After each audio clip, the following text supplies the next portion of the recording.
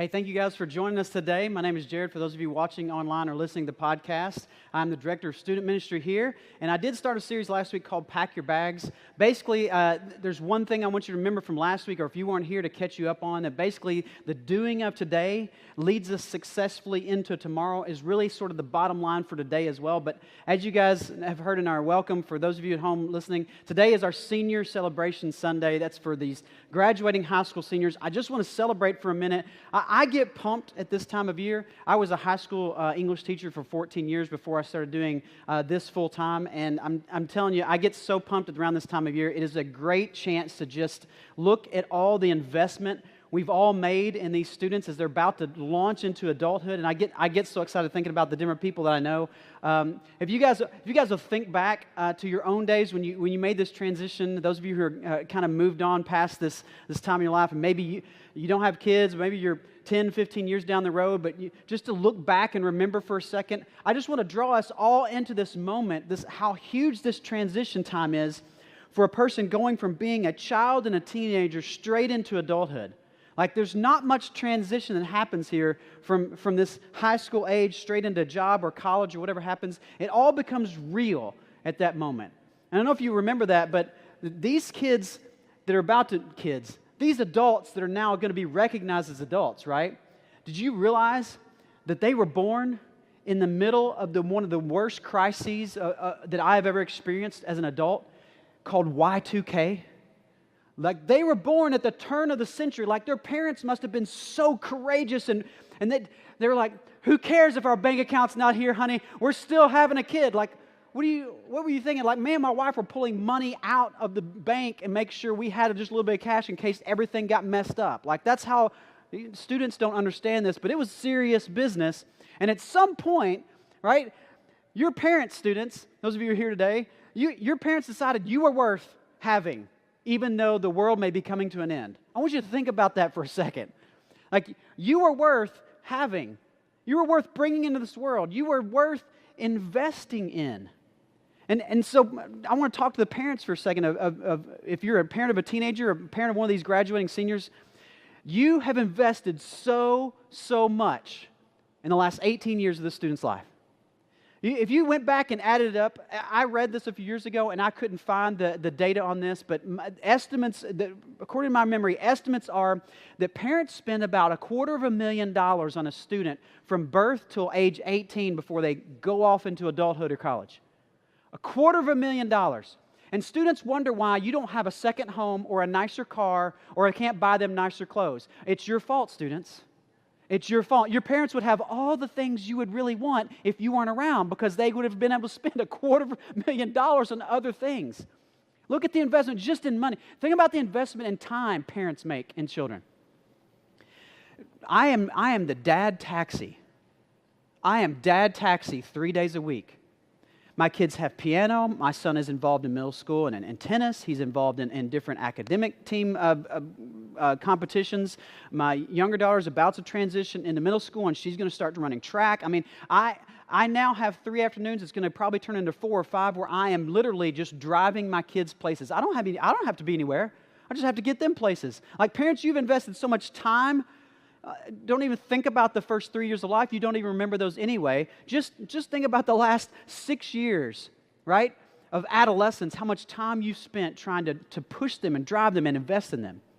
And non-parent people, community people, think about what we've all invested in these students who are about to graduate.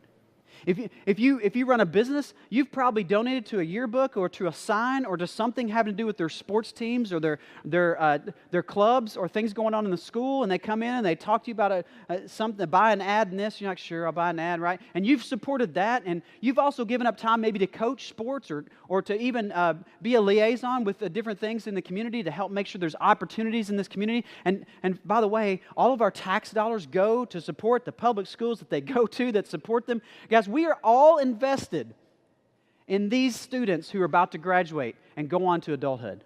And so, students, I want to remind you of something big. Much has been invested in you. So much has been invested in you.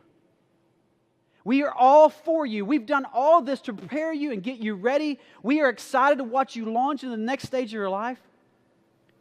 But listen, we didn't just invest in you just because you're the most amazing thing we've ever seen.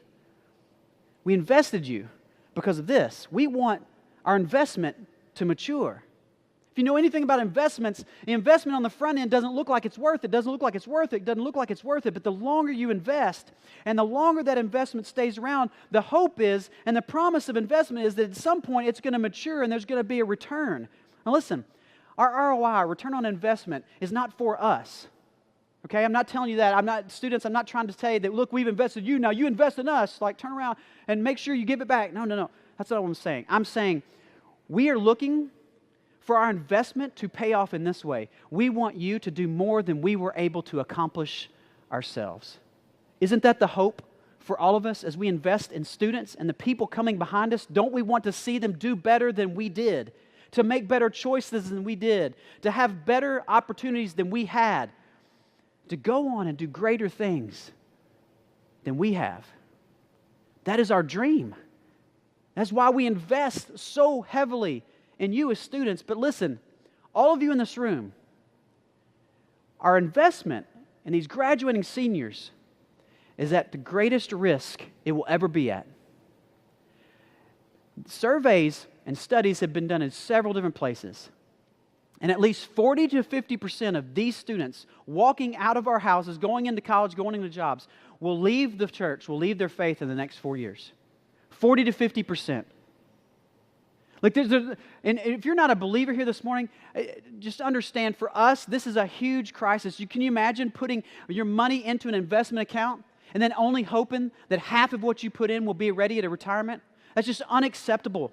Parents, are you okay with 40 to 50% of our students walking away from their faith in the next 4 years as they transition into adulthood? Hey, those of you who serve in our Takeoff and 252 areas, and you love on those kids, and you spend time with them, and you sing songs, and they seem so happy, and just like my kids right now, honestly, I'm going to say this and with full confidence, all the kids we have down there ask their parents if they can come to church on Sunday morning. Like, I've never, not one time in the 13 years for my son, my 11-year-old daughter, my 8-year-old daughter, not one time has one of my kids go, oh, do I have to go to church? I'm telling you, you guys invest so much. Volunteers, are you okay with 40 to 50% of those kids walking away from their faith in the next 10 years? Community, are you okay with watching our students launch into adulthood and then just walking away from what we've prepared them for? I'm not okay with that. And this morning, what I want to call us all into is this tension and this fact that we have to deal with, that we can't run away from. That, yes, we've invested much, but listen, our investing is not done. Students, we're not done investing in you and your faith. So I want to show you some opportunities we have this morning. I want to show you how that this next stage, while it's scary to look at what the data is showing us, it's not such a bleak picture. We consider the opportunities we have to make a difference in their lives going forward. So let me show you a few things. There's a book called Sticky Faith. It was led by a researcher named Dr. Kara Powell, and she had a whole team of researchers. And they took about 1,100 to 1,200 students over a 10-year time span and tracked them. And they looked at what are the key moments or the key opportunities we have, or the key things that we can focus in on to help us solve this tension of watching kids walk away from their faith. So here's one thing I want to throw at you. Only 1 in 7 seniors feel prepared for the step after high school.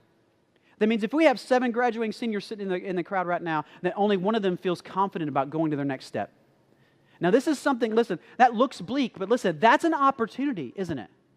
That's why this year I tried to put in place something called college prep for our high school seniors. I tried to get as many as involved in it as well. I had about 8 of them walk through 6 different video lessons, and we talked about what the next step looks like to prepare them for this. Because, hey, what if we could help them be prepared for the step better than anybody else helps them be prepared for it, right?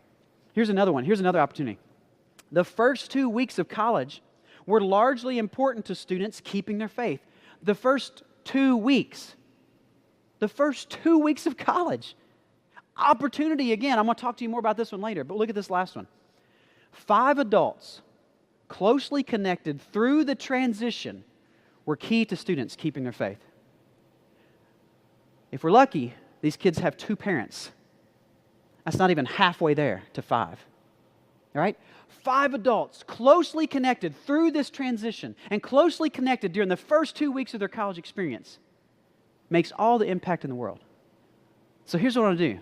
Students, I want to talk to you today. All of you other adults in the room, I want to talk to you. I'm going to have to talk to 2 different groups today, but I want us all to be on board with this because this transition is a huge opportunity for us to invest in these graduating seniors. So I want to go to a passage of Scripture that's going to help us guide and tell us how we should be doing this. How should we approach this issue? How should we take advantage of these opportunities that are right here in front of us? Well, I'm hopefully going to help us all figure that out. And I hope by the end of the day, here's my hope. I'm just going to lay it on the line. My hope is that everybody sitting in these seats today wants to make an investment in one of these students. Okay? So that's where I'm going. I put it right in front of you.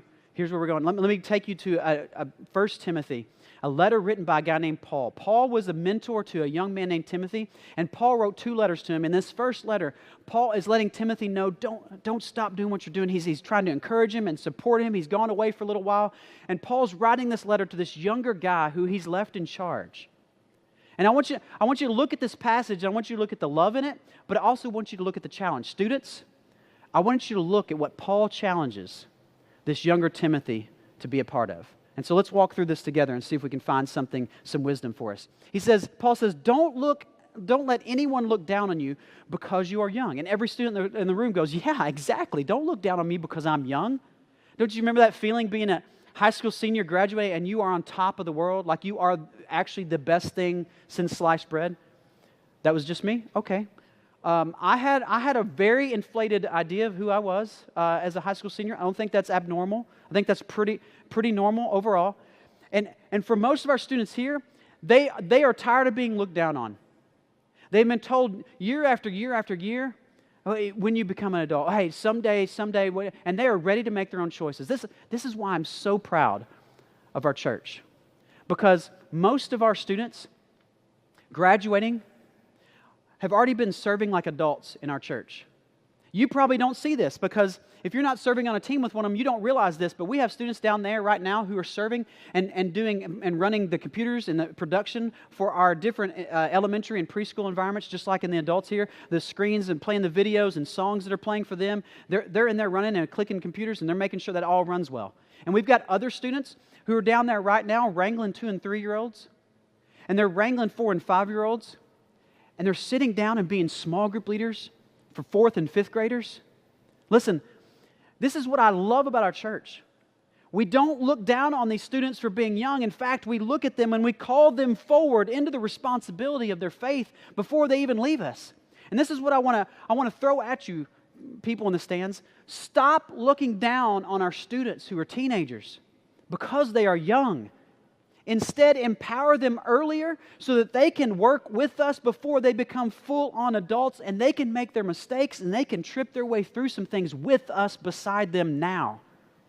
So high school seniors, look, I know you're pumped and ready to be on your own. And we've done our best to try to prepare you for this. And we don't want to look down on you because you're young, but there's a challenge that comes along with this from Paul that I want you to pay attention to because this is huge for you students. Watch this. Paul says, don't let them look down on you, but set an example for the believers in speech, in conduct, in love, in faith, in purity. Welcome to adulthood. Paul says, hey, yeah, you're young, but that doesn't mean you shouldn't be setting an example for every other person around you. The older people who are older than you and ahead of you, people who are younger than you, you should be setting an example in all these different areas. And listen, students, you're about to cross into a time in your life that will be the most challenging to do this. For the next few years of your life, you're going to be trying to figure out what does this look like because the amazing experiences you're going to have in the next few years is unbelievable. It's unmatched. The amount of growth, the amount of learning, just the amount of understanding yourself and understanding the people around you and understanding the world you live in, it's all going to be exponential for you. It's so amazing. But listen, you're going to start running into people who are going to challenge your faith on every single level. You're going to have people who weren't invested in like you were invested in. And they're not going to have some of the experiences that you had. And it's going to be really, really hard for you to set the example. Because there are going to be people who look at you and say, well, why do you believe that? And what are you doing that? And why is it you do it that way? And wouldn't it be easier to just do it this way? Wouldn't that be better, beneficial more to you? And you're going to have to figure all of that out. And listen, it's not like that's going to stop after college or after a few years. Adults in the room, go ahead and just pat the student next to you on their back and just let them know, hey, it's going to be like this the rest of your life. Here's the deal, though. We as adults, we often believe that we've got it figured out, but we still face all of these same things. We have difficulty setting an example in our workplaces. We just make a better job of justifying it because we've got more adult responsibilities weighing on us. Well, see, I've got this bill to pay, and I've got these people to take care of, and boy, at work, it's just so busy right now. I don't think I could give up another hour of my time to serve it, and boy, it'd just be really hard. Listen, all of that's never going to stop, students.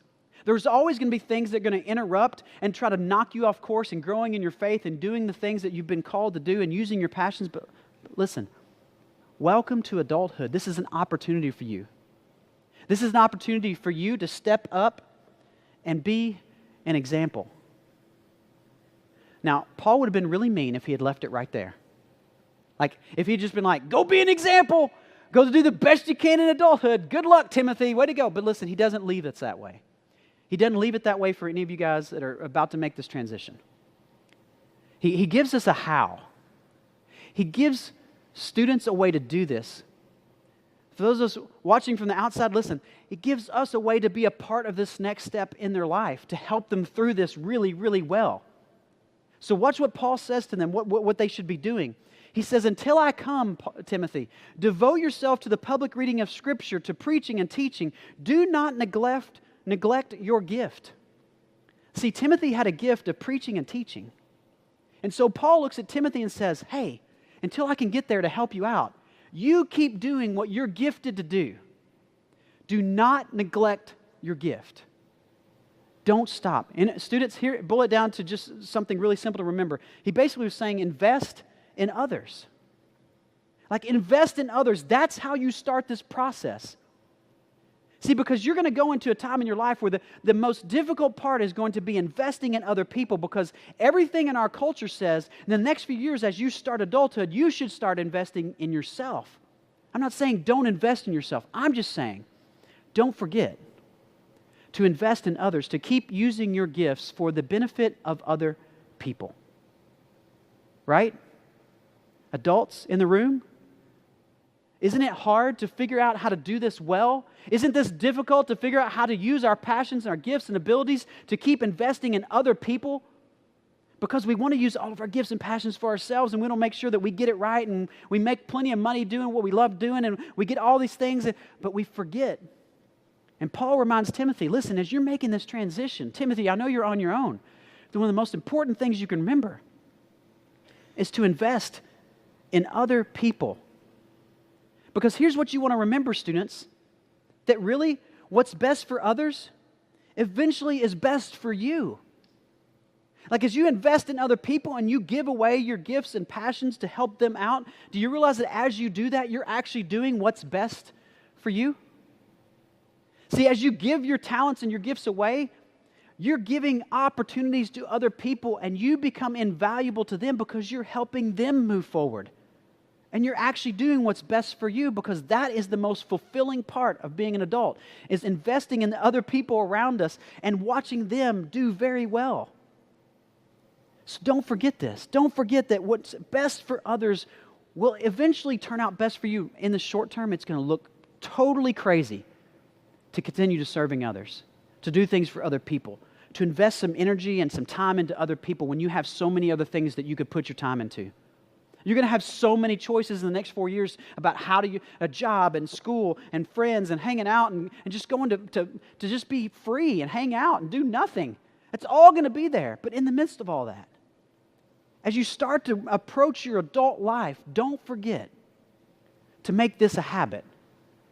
Adults in the room, listen, we don't get this all right all the time. And there may be a time in your life where you kind of forgot that this principle is true. And you need to come back to this one piece and remember this truth, that practicing, using your gifts for the benefit of others, that's actually what faith looks like. That faith is if I'll put my passions and gifts towards something else, towards someone else, if I can find it somehow in my schedule to serve other people on a regular basis, I'm actually practicing faith. Because all of us adults, we look at our passions and our gifts, and we've been using them for years for our own benefit, whether in business or in our jobs, or in making ourselves look good in front of other people when we go to different networking functions, and we use all these gifts and abilities we have to make sure we position ourselves really, really well. And what we tend to forget is if we'll practice our gifts for the benefit of others, we're actually trusting God to give us the fulfillment we're chasing so hard in other areas of our lives. See, we've gotten it flipped around wrong, and we think taking care of us overall, let's make sure to invest all my passions, ability, and making sure I can make as much money as I can. Well, what if you could just invest a little bit of this in somebody else, and your fulfillment and purpose and meaning in life would go up exponentially?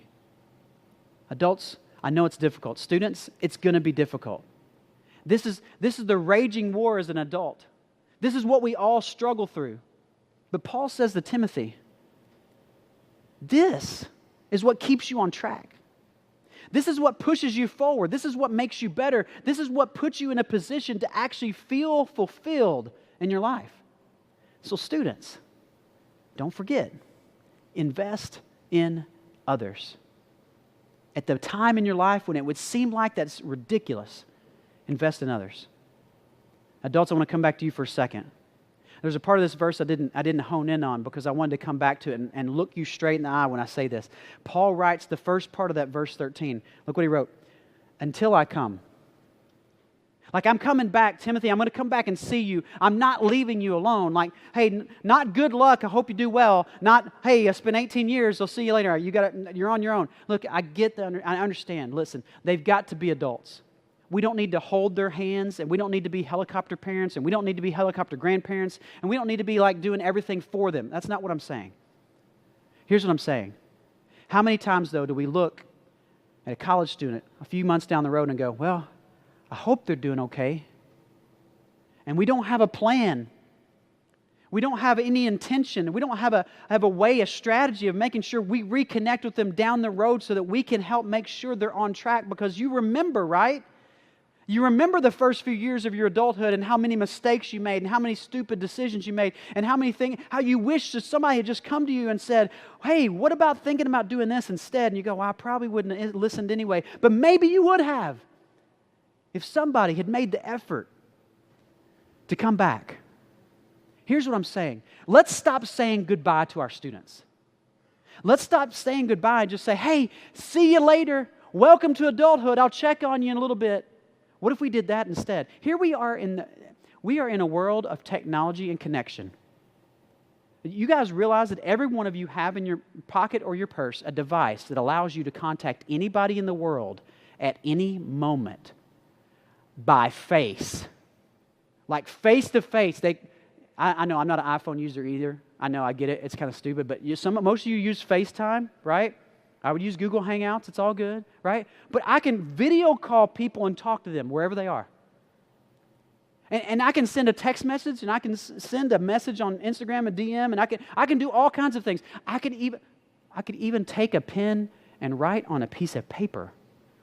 And they call them stamps. I don't know if you've seen them, but most of them have an American flag on them. And you go get them at the post office. I know you haven't been there a while, but you can put it on, and it will go to the person you address it to. Can you believe that all these opportunities we have to connect? And students, listen to me. That means you have to answer the phone. Like the phone is actually, there's a slider at the bottom where it allows you to talk to people. For real. Like not just texting. Like it doesn't just text and Snapchat. Like it actually, you can, and you'll hear your mother's voice on the other side. I know it's hard to believe. But listen, we want to stay connected to you. Students, I want to challenge you to this. You must stay connected to your investors. As you move into this next stage of your life, the temptation for you students is to go, well, that's behind me. I don't have to worry about those people anymore. I know they're kind of there for me to support me and do my laundry and, well, pay a few of my bills that I can't pay yet. But listen, really, they're behind me. I need to move forward on my own. And I know, listen, independence is wonderful. But listen, you need to stay connected to your investors, because those are the people who know you better sometimes than you know yourself. And they have been where you are, and whether or not they say things that mean anything to you, just know that in their heart, they're trying to tell you something about their own mistakes. Adults, listen up to this next part. You've got to understand that just giving advice will not help in this next stage of life. But let me tell you what will work. If you'll be authentic, if you'll finally be real with the students in your life, if you finally look at them and tell them your story, if you finally be honest about the things that you did that you regret, and the decisions you made that you wish somebody would have kept you from making. Can you promise me this, adults? If you know a student making this transition, can you just take them to dinner? Can you take them for coffee? Can you take them out on the lake? And can you spend an hour just saying, hey, listen, I'm not going to give you advice, but I want to tell you my story. I want to tell you where I messed up and things I wish I hadn't done. And listen, you can make your own decisions. And this isn't advice. I just want to tell you what happened. What? Wow. That is something that gives them a choice to make. But we are so often trying to just give them advice. We forget that our story is perhaps the most important part of helping them transition. Listen, students, this next phrase, what's behind you is still with you. The investment these people have made in your life is still with you. There are going to be moments when you forget that it's with you and you're going to think it's not with you anymore. But listen, those people who have invested in you, they are still with you and they are still for you. And I promise they're thinking about you. They just don't know how to talk to you because they're intimidated by you, students. They look at you and they see this wonderful new adult. And they feel like they've done all they can do, and they don't know what else to do next, students. They really don't. We just don't know. We don't know how to help you. And listen, if you won't remember this, if you won't invite a few more people back in, you're missing out. Because what's behind you is still with you. So what do we do to go forward, everybody? Here we are, we're locked in a tension of, well, I don't want to let go, but I don't want to be a helicopter. And students are like, I don't want to let go, but I need to let go. I need to do some things on my own. I get it. We're kind of like in a catch-22, right in the middle of something. But here's the big challenge. I'm going to sell you. I'm going to become a salesman. I've been told I'd make a great salesman. We're going to see this morning. I want to sell you on being an investor, okay? And I have 3 levels of investing I want you to think about, adults. Students, I'm going to challenge you on the last investment level as well. But listen, I want you to invest in these students even more in the next few years, maybe the coming 20 years. I don't know. But for now, I want you to start you at a simple level. I have a silver level, introductory level this morning on sale for you to take part in. This investment in silver level is a pick up a card level. You literally, as you walk out, can stop at a table there to the left. There's a nice little flower arrangement with cards of our seniors who wanted their pictures to be out there and let you pray for them. You can literally, at this silver level, pick up a card and pray for these students. And guess what? I've made it so easy for you. On the back of the card, I've given you what to pray for. Easy. So easy. Listen, just 10 to 15, 20 seconds a day, you can pray for these students and make a difference in their lives from the outside looking in. And you may not even know them. Some of you are like, I don't know these students. It doesn't matter. It doesn't matter. You can still pray for them. I've got their name on there and everything. And on the back, you can just pray for their next step. And you can walk through that and just hey, hang it somewhere in your seat every day. Put it in your car dash so when you get in the car, you just take 15 seconds to pray for this person, this senior. Pick it up and pray for them. This is introductory, simple level. There's no energy to this. I'm not asking you for a lot of time. I'm just asking you for a little bit of prayer for these students. That's silver level. Everybody, listen, everybody should walk out of here and get a card. I expect that there'll be no cards left for the second service, I'll be honest with you. I hope to be able to tell the second service, sorry, I'll send you a card, all you have to do is email me. So that'd be great, right? But some of you in the room need to go up a level. Like that's too easy for you. Like that's too simple. The gold level is for you. You need to show you care. You need to go another step, and you're like, I kind of know the student. Listen, you need to go to the next level. I'm going to challenge you this morning to go to the next level. Do you remember about those first 2 weeks of college? Remember those first 2 weeks being so critical? Here's my challenge. On the back of that card, if you pick up that card, on the back of that card, there's a care section on the back. And I have a bunch of ideas about how in the first 2 weeks, you could let these students know that you care about them. I got care package ideas. I got pizza ideas. I got gift card ideas. I got all kinds of cool ideas. In the first 2 weeks, they would get so much mail that the post office people are like, there's freshmen. Why are they getting so much mail? Nobody knows who they are. And they would just, mailbox would be full. And they'd be going in their mailbox and be like, is there any mail? And they'd be like, yeah, here's a whole box of it. And it would be amazing because we would show that we care for these kids, right? And in their next 2 weeks, the first 2 weeks of college, they would know that we all care about them so much. The gold level is just taking a small little step. So listen, all you got to do is you pick up one of those cards, and on the back is my email address. I'll put in my calendar that we are going to get together around the 1st of August via email, all right? And you email me and let you know you're in, and I'll email you. All that you email me, I'll email you and say, hey, here's what we're going to do. Here's the plan. And I've got it all step by step. You don't have to do a lot of the work. Maybe a little bit of money investment if you want to buy a gift card or a pizza for them. Maybe it's just as simple as writing them a letter, like I said. But I want to show you this quote because from the Sticky Faith book, because I want to tell you how big your investment can pay off. This is a quote directly from the book. Hearing from an adult from their home church, whether via text, email, phone, or U.S. Postal Service, seems to help students take their faith to college with them. That would be good enough, but in fact, that ongoing contact still makes a difference 3 years later. If you would show you care in the first 2 weeks of their college experience, you'll reap the benefits of that investment 3 years later. Can you imagine how simple this is? This is not difficult stuff, people. We're literally talking about just sending an email, a text, or something in the mail. And the investment we make has a 3-year return in their faith. That's amazing. Now listen, that was a good sales job. I believe everybody in this room could be either silver or gold. But there's a subset of you right now that are ready to go to the next level. You're ready to go platinum. You're ready to go platinum level. You need to start a new investment. Did you know that right now, there are about 20 4- and 5-year-olds right down there, and they need you. Because in 13 years, they're going to leave and go off as adults. And they need you investing in them now so that when they're 18, they're ready to go.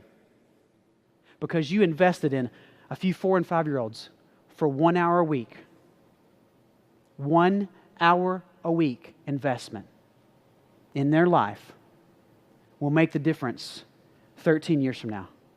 Did you know our biggest group in elementary age right now is 3rd, 4th, and 5th graders? And kindergarten, going to be soon. But that 3rd, 4th, and 5th graders, do you know how fun they are to hang out with? Do you know how much fun these people have every single week? One of the small group leaders that's in with the 5th graders who are about to move up to middle school, I said, hey man, it's so exciting. You're going to get to move these kids up. And he said, don't even talk about it. Don't even talk about it. I don't want to see them go. Do you know how much fun these people have?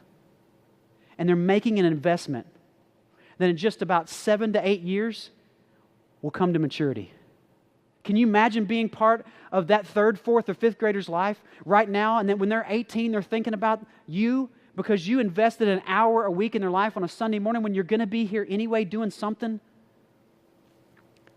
Middle schoolers, I know people talk about how bad middle schoolers are. Guys, not one time, I spent a lot of time down there with our middle schoolers, not one time have I had to put a kid in a corner. We do not have behavior problems. You want to know why? Because people like you let every one of those kids know that they're loved, and they don't have to fight for attention. But we need some more of you because we have 12 5th graders moving up to 6th grade in about 3 weeks. And we need some of you to make sure that every one of those kids feel loved. That when they come into transit for the first time, that they come in and they go, man, I can't believe this is way better than school. There's no awkwardness here at all. Everybody wants me and accepts me and believes I'm cool to hang out with. That would be your job. That's all you got to do. It's super simple, guys. You hand them a piece of candy and you play with them. Like, you remember being a 7th grader? They just want somebody to be around them, and you could be that person. Listen, we have high schoolers, not quite ready to graduate, but we still have high schoolers who need people like you, who are willing once a week to get together with them and hang out and just be somebody else in their life besides their parents to talk to about stuff. Because you remember how awkward it is to talk to your parents about dating and questions you have and weird stuff, but you found yourself going to that older friend or older sibling or older cousin because it was natural. Listen, you could be that person. And men in the room, I want to talk specifically to you because you guys are so good. You're so good at volunteering to coach baseball, football, basketball leagues. You're willing to give up Saturdays. You're willing to do so much with different groups of kids and give time to invest. And listen, I don't want you to stop doing that. You are the foundation of investing in kids in lots of different ways. Some of you coach high school baseball, middle school baseball, all through, and you follow a group of kids through. That's awesome. But listen, we all know that you get to say a prayer at the end of the game, out at the mound, and you get to teach them character. But when it comes down to making influence in what they believe about who Jesus is, that really doesn't get to happen, does it?